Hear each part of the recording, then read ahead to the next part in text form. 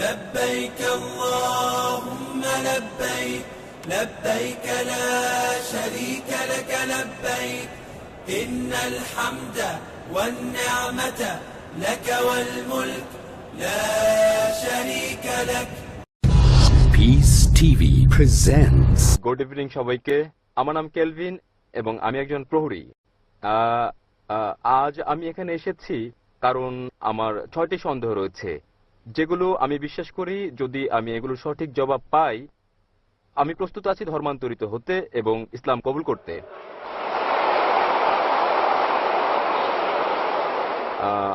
আমার প্রথম প্রশ্ন দিয়ে শুরু করি, তা হচ্ছে আমি কিভাবে জানবো ইসলাম হচ্ছে সঠিক পথ ইবাদতের? এবং আমি এই প্রশ্নের পর আমি দ্বিতীয় প্রশ্ন করব, যা হচ্ছে এরকম, আমি কিভাবে জানবো যে বাণী প্রচার করছি তা ঈশ্বরের কাছে যাচ্ছে? ওকে, আমার তৃতীয় প্রশ্ন হচ্ছে, যখন থেকে আমি ডক্টর জাকির নায়েকের কথা শুনছি, আপনি আগেই বলেছেন এবং আপনি প্রচার করেছেন কোনো পথ নেই জান্নাতে যাওয়ার মুসাকে দেয়া নির্দেশনা কঠোরভাবে মেনে চলা ছাড়া। বর্তমান বিশ্বে মিডিয়ার সঙ্গে চ্যালেঞ্জ রয়েছে, আমাদের জীবনে যা আসে তা সবটাই। আপনি জানেন বর্তমান দিনে কিভাবে আমরা এই নিয়ম মেনে চলি এবং ঈশ্বর কি আপনাকে ক্ষমা করবেন যদি আপনি বারংবার ভুল করেন ও ক্ষমা চান? ভাই দুভাগে প্রশ্ন করতে চান, তিনটি 6টি প্রশ্ন করতে চান। প্রথম 3টি প্রশ্ন ভাই করে ফেলেছেন। কেমন করে আমি জানবো যে ইসলামে ইবাদত করা সঠিক?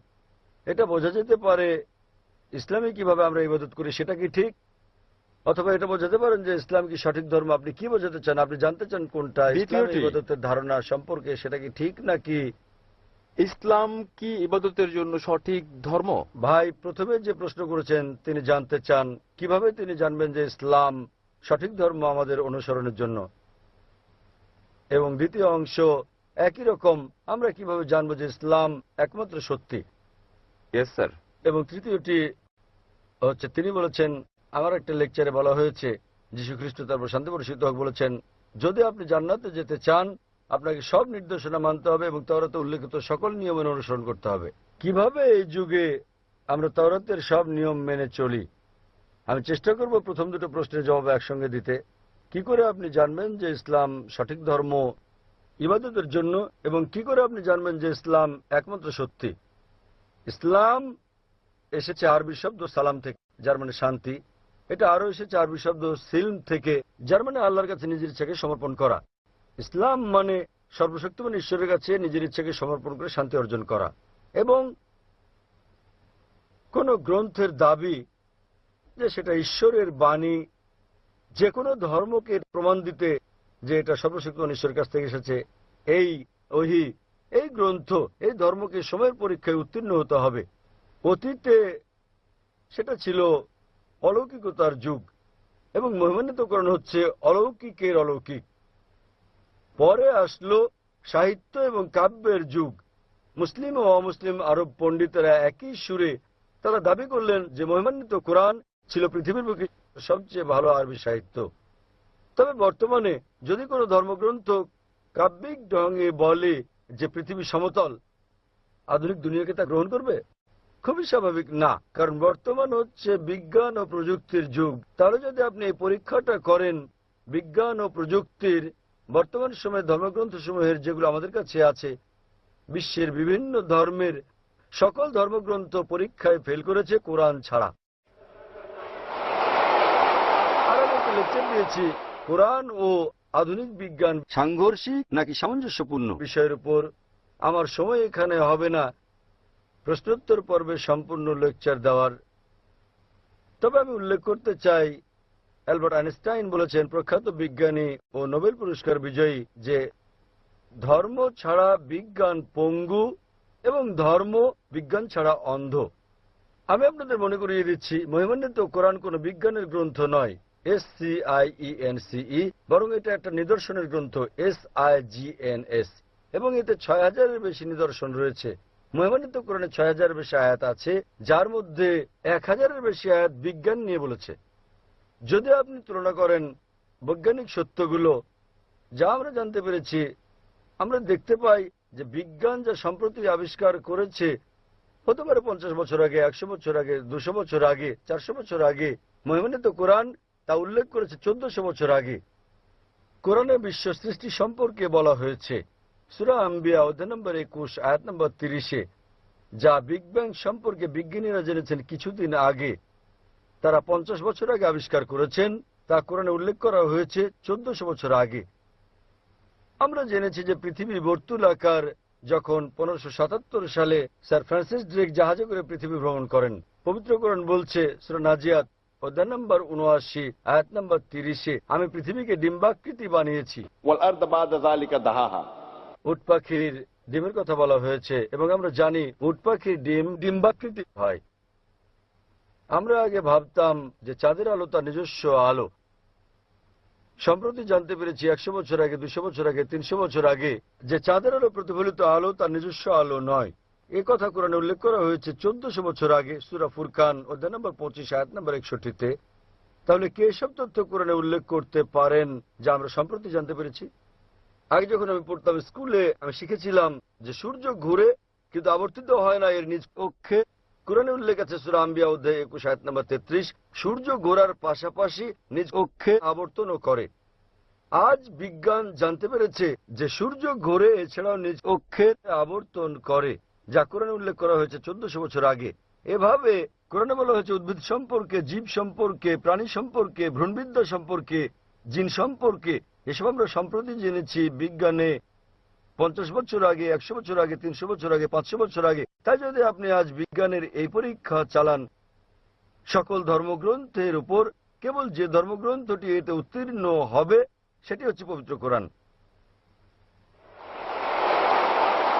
আজও বিজ্ঞান এতটা অগ্রসর হতে পারেনি যে তারা সবকিছু জেনে ফেলেছে।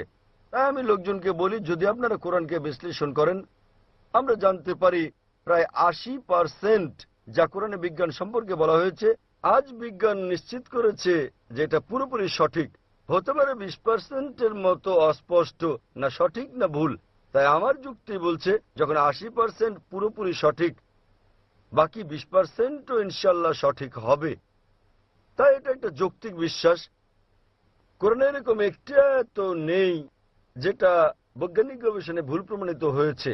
কোন হাইপোথিসিস থাকতে পারে যা কোরআনের সঙ্গে সঙ্গতিপূর্ণ নয়, কিন্তু কোরআনে এরকম একটি আয়াত নেই যা কোনো বৈজ্ঞানিক গবেষণায় ভুল প্রমাণিত হয়েছে। তাই এর উপর ভিত্তি করে যদি আপনি এই পরীক্ষা চালান যে কোনো ধর্মগ্রন্থে, কেবল যে ধর্মগ্রন্থটি এই পরীক্ষায় উত্তীর্ণ হয় তা হচ্ছে ইসলাম ও কোরআন। আমি প্রস্তুতি পর্ব শুরু করেছিলাম কোরআনের একটি আয়াত পাঠ করে সূরা ইসরা থেকে অধ্যায় নম্বর 17 আয়াত 81, যাতে বলা হয়েছে, বলো সত্য এসে গেছে এবং মিথ্যা বিলুপ্ত হয়ে গেছে। আসলে মিথ্যা তার প্রকৃতিগত কারণে বিলুপ্ত হবে। তাহলে আপনি পরীক্ষা চালালে কেবল যে ধর্মটি পরীক্ষায় উত্তীর্ণ হয়, একমাত্র সত্য ধর্ম যা বিকৃত নয়। সেজন্য উইলিয়াম মোর বলেন, কেবল যে ধর্মগ্রন্থ, তিনি বলেছিলেন 200 বছর আগে ইসলামের সমালোচক হিসেবে, কেবল যে ধর্মগ্রন্থটি যেটি বিকৃত করা হয়নি এবং যেটি বিশুদ্ধতা রক্ষা করেছে 1400 বছর ধরে, সেটি হচ্ছে পবিত্র কোরআন। তাই এইসব তথ্যের উপর ভিত্তি করে কেবল যে ধর্মের কথা আমরা ভাবতে পারি, আমরা বুঝতে পারি এবং বিশ্বাস করতে পারি যা সত্য এবং সঠিক, সেটা কোরআন। আপনার তৃতীয় প্রশ্ন নিয়ে বলি যে আমি আমার লেকচারে বলেছি যীশু খ্রিস্ট তারপর শান্তি প্রতিষ্ঠা বলেছেন যে আপনাদের ওল্ড টেস্টামেন্টের হিতোপদেশ অনুসরণ করতে হবে। আমি বাইবেলের উদ্ধৃতি দিয়েছি গসপেল অফ ম্যাথিউ অধ্যায় নম্বর 5 অনুচ্ছেদ নম্বর 17 থেকে 20, যেখানে যীশু খ্রিস্ট তারপর শান্তি প্রতিষ্ঠা বলেছেন যে যতক্ষণ পর্যন্ত তোমার ন্যায়পরায়ণতা ধর্মগুরু ও ফরিসীদের ন্যায়পরায়ণতাকে অতিক্রম না করে, কোনোভাবে কোনো উপায়েই তুমি স্বর্গরাজ্যে যেতে পারবে না। তাই আপনাকে ভালো খ্রিস্টান হতে হলে যীশু খ্রিস্টের তার উপর শান্তি প্রতিষ্ঠিত হোক সময়, যদি আপনি স্বর্গে যেতে চান, আপনাকে ওল্ড টেস্টামেন্টের সব হিতোপদেশগুলো মেনে চলতে হবে। আপনি পারবেন না বিন্দু বিসর্গ হেরফের করতে। যদি তা করেন তাহলে আপনাকে স্বর্গের রাজ্যে ডাকা হবে না। তাহলে বাইবেলের এই অনুচ্ছেদের উপর ভিত্তি করে গসপেল অফ ম্যাথিউ অধ্যায় নম্বর 5 অনুচ্ছেদ 17 থেকে 20 আপনাকে মানতে হবে প্রতিটি আইন ওল্ড টেস্টামেন্টের। এবং আপনার প্রশ্নটা ছিল খুবই ভালো এবং অত্যন্ত যৌক্তিক। কিভাবে আমরা এই যুগে মানব ওল্ড টেস্টামেন্টের সবকিছু যা খুবই কঠিন, আমি একমত আপনার সঙ্গে। সে কারণে যীশু খ্রিস্ট তার উপর শান্তি বর্ষিত হোক আরো বলেন, গসপেল অফ জন অধ্যায় নম্বর 16 অনুচ্ছেদ 12 থেকে 14, তিনি বলেন, তোমাদেরকে আমার অনেক কথা বলার আছে, কিন্তু এখন তোমরা তা সহ্য করতে পারবে না। যখন সত্যের আত্মা আসবেন, তিনি তোমাদের সত্যের দিকে নিয়ে যাবেন। তিনি নিজে থেকে কিছু বলবেন না, তিনি যা শুনবেন তাই বলবেন। তিনি আমাকে গৌরবান্বিত করবেন। এখানে যীশু খ্রিস্ট তার উপর শান্তি বর্ষিত হোক ভবিষ্যৎবাণী করেছেন সর্বশেষ ও চূড়ান্ত পয়গম্বর, সর্বশেষ ও চূড়ান্ত নবী মুহাম্মদ সাল্লাল্লাহু আলাইহি সাল্লামের। অর্থাৎ যখন তিনি আসবেন, তিনি তোমাদের সব সত্যের দিকে নিয়ে যাবেন। তার মানে যীশু খ্রিস্ট তার উপর শান্তি বর্ষিত হোক জানতেন বাইবেলে যা বর্ণিত আছে তা সবকিছু অনুসরণ করা যাবে না। পরবর্তীকালে হতে পারে কয়েক শতাব্দী পর, সেজন্য তিনি বলেছেন যখন সত্যের আত্মা আসবেন, তিনি তোমাদের সত্যের দিকে নিয়ে যাবেন। নবী মুহাম্মদ সাল্লাল্লাহু আলাইহি সাল্লাম সম্পর্কে বলেছেন। তাই শেষ সময়ে হতে পারে অনুসরণ করা সম্ভব ছিল উল্লেখিত বিধিনিষেধগুলো ওল্ড টেস্টামেন্টের এবং নিউ টেস্টামেন্টের, কিন্তু যীশু খ্রিস্ট তার উপর শান্তি বর্ষিত হোক বলেছেন যখন সর্বশেষ ও চূড়ান্ত নবী মুহাম্মদ সাল্লাল্লাহু আলাইহি সাল্লাম আসবেন, তোমরা তাকে মেনে চলবে। তাই আজও একজন ভালো খ্রিস্টান হতে হলে এক ঈশ্বরে বিশ্বাস করা ছাড়াও নবী মুহাম্মদ সাল্লাল্লাহু আলাইহি সাল্লামকে বিশ্বাস করতে হবে। আশা করি উত্তরটা পেয়েছেন ভাই। এবারে আপনার অপর প্রশ্ন। অপর প্রশ্নটি আসছে খ্রিস্টান পটভূমিতে একটি খ্রিস্টান পরিবার থেকে। কিভাবে আমি আমার পরিবারের সঙ্গে মিশবো যদি আমি ইসলামে দীক্ষিত হই, এবং দুটি ভিন্ন বিশ্বাস নিয়ে একই কম্পাউন্ডে কিভাবে থাকবো? ভাই, আপনি প্রশ্ন করলেন যে যদি আমি ইসলাম কবুল করি তাহলে কিভাবে আমার পরিবারের সঙ্গে মিশবো দুটো ভিন্ন বিশ্বাস নিয়ে। ভাই, আপনি জানেন কিছুটা ওল্ড টেস্টামেন্টের মতো, কিছুটা নিউ টেস্টামেন্টের মতো। তথাপিও আপনি একজন খ্রিস্টান, আপনি ওল্ড টেস্টামেন্টের নিয়ম পালন করতে পারেন নিউ টেস্টামেন্ট আসার পরেও। ওল্ড টেস্টামেন্ট ও নিউ টেস্টামেন্টের মতো কিছু থাকলে লাস্ট টেস্টামেন্টও আছে। মহিমান্বিত কোরআন সর্বশক্তিমান ঈশ্বরের লাস্ট টেস্টামেন্ট, এবং এই মহিমান্বিত কোরআনে একজন নবীও বাদ যাননি যাদের নাম বাইবেলে উল্লেখ আছে। ইসলামে আমাদের সকল নবীকে বিশ্বাস করতে হয় যারা আগে এসেছেন, এবং তাদের সংখ্যা 25 জনের কম হবে না যাদের নাম কোরআনে উল্লেখ আছে, এবং তাদের সকলের নবী মুহাম্মদ সাল্লাল্লাহু আলাইহি ওয়াসাল্লাম ব্যতীত এবং তাদের দুজন ব্যতীত তাদের কথা বাইবেলে উল্লেখ আছে। তাই আমাদের সম্মান দেখাতে হবে সর্বশক্তিমান ঈশ্বরের সকল নবীকে, এবং আমাদের প্রিয় নবী মুহাম্মদ সাল্লাল্লাহু আলাইহি ওয়াসাল্লাম বলেছেন সর্বশক্তিমান আল্লাহ পৃথিবীতে 1,24,000 পয়গম্বর পাঠিয়েছেন। তাই যদি আপনি মুসলিম হন, আপনার কোন নবীকে অসম্মান করতে হবে না যাদের নাম বাইবেলে উল্লেখ করা হয়েছে। প্রকৃতপক্ষে তাদেরকে আপনার বলতে হবে যীশু খ্রিস্ট তার উপর শান্তি বর্ষিত হোক যা বলেছেন আমি তা পুরোপুরি মেনে চলছি। অন্য খ্রিস্টানরা কি করে তারা অনুসরণ করছে, হতে পারে 80%, হতে পারে 90, হতে পারে 50%। তাদেরকে আপনার বলা উচিত গসপেল অফ জনের 16 নম্বর অধ্যায়ের 12 থেকে 14 অনুচ্ছেদে যা বলা হয়েছে, তোমাদেরকে আমার অনেক কিছু বলার আছে, কিন্তু এখন তোমরা তা সহ্য করতে পারবে না। যখন সত্যের আত্মা আসবেন তিনি তোমাদের সব সত্যের দিকে নিয়ে যাবেন। তাহলে আমি যীশু খ্রিস্টকে তার উপর শান্তি বর্ষিত হোক অনুসরণ করছি তথাকথিত অন্যান্য খ্রিস্টানদের চেয়ে। তাই যদি আপনি মুসলিম হন, আপনি খ্রিস্টানদের চেয়েও ভালো খ্রিস্টান হয়ে যাবেন। আশা করি প্রশ্নের উত্তর পেয়েছেন। হ্যাঁ। আপনার পঞ্চম প্রশ্নটি কি? আমার সব প্রশ্ন শেষ হয়ে গেছে। আপনার সব প্রশ্নের উত্তর আপনি পেয়ে গেছেন? হ্যাঁ, পেয়েছি। তাহলে আপনি ইসলাম সম্পর্কে আপনার মনোভাব ইতিবাচক? ইসলাম ধর্মের ব্যাপারে আমার মনোভাব ইতিবাচক, এবং আমি ইসলাম গ্রহণে প্রস্তুত। আপনি কি বিশ্বাস করেন ঈশ্বর একজন? দুঃখিত, বুঝতে পারিনি। আপনি কি বিশ্বাস করেন ঈশ্বর একজন? আমি বিশ্বাস করি ঈশ্বর একজন। আপনি কি বিশ্বাস করেন যীশু খ্রিস্ট তার উপর শান্তি বর্ষিত হোক ঈশ্বর? আমি বিশ্বাস করি যীশু খ্রিস্ট পয়গম্বর ছিলেন। মাশাআল্লাহ। আপনি কি বিশ্বাস করেন নবী মুহাম্মদ সাল্লাল্লাহু আলাইহি ওয়াসাল্লাম সর্বশেষ ও চূড়ান্ত পয়গম্বর? আমি বিশ্বাস করি মহানবী মুহাম্মদ শেষ এবং চূড়ান্ত পয়গম্বর ছিলেন। ভাই, কেউ কি আপনাকে ইসলাম গ্রহণ করতে বাধ্য করছে? আমি গ্রহণ করতে প্রস্তুত। কেউ কি আপনাকে ইসলাম গ্রহণে বাধ্য করেছে? না, আমাকে কেউ বাধ্য করছে না, এটা আমার সিদ্ধান্ত। আমি নিজেই সিদ্ধান্ত নিচ্ছি। তার মানে আপনি নিজের ইচ্ছায় ইসলাম ধর্ম গ্রহণ করছেন? একেবারে আমার অন্তর থেকে। কারণ কাউকে জোর করে ইসলামে দীক্ষিত করা আমাদের ধর্মে নিষিদ্ধ, এমনকি বিশ্বের বেশিরভাগ দেশের আইনও এটা নিষিদ্ধ। তাহলে আপনি স্বেচ্ছায় কবুল করছেন ইসলাম? ইনশাল্লাহ আমি সম্পূর্ণ স্বেচ্ছায় ইসলাম গ্রহণ করছি। আমি আরবিতে বলবো এবং ইনশাল্লাহ শুনে শুনে আপনি বলবেন। আশহাদু আশহাদু আল্লাহ আল্লাহ ইলাহা ইল্লাল্লাহ ইল্লাল্লাহ ইল্লাল্লাহ ওয়া আশহাদু ওয়া আশহাদু আন্না আন্না মুহাম্মাদান মুহাম্মাদান আবদুহু আবদুহু ওয়া রাসূলুহু। ওয়া রাসূলুহু। আমি সাক্ষ্য দিচ্ছি আমি সাক্ষ্য দিচ্ছি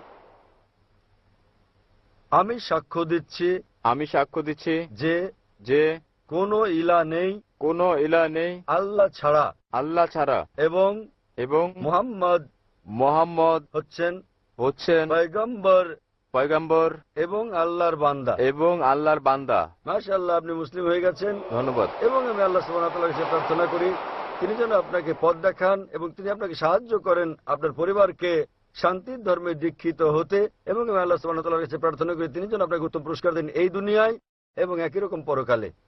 আলহামদুলিল্লাহ।